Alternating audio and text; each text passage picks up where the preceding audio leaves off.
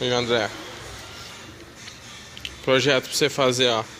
Ponta de eixo da Saveiro Cross, normal, ó. Aqui é uma que o cliente trouxe aí, ó. Ó. Tá vendo? Então tá aqui a ponta de eixo da Saveiro. Aí, ó.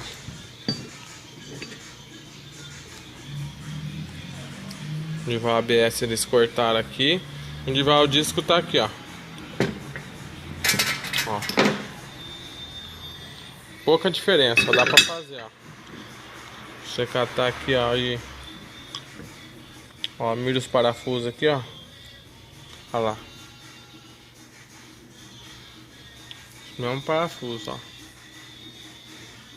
Só tem esses dois a mais. E esse corte aqui, ó. Certo? Fica assim, ó. Já montei uma já, ó. O disco ele é meio durinho, ó. Já tá montado.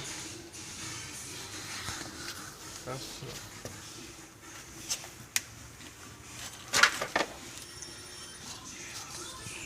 ó. É.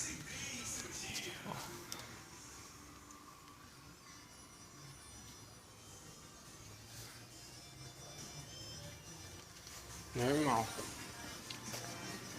Assim, ó.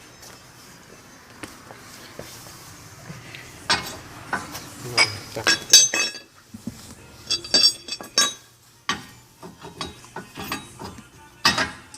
Uma mão só é foda. Segurar e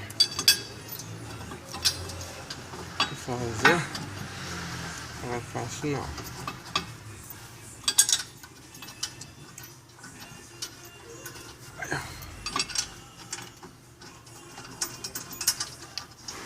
Certo?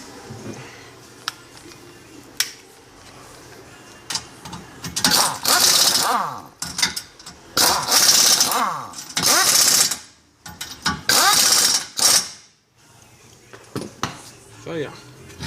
Lá vai. Aqui, ó. Olha aqui. O único trampo que tem que fazer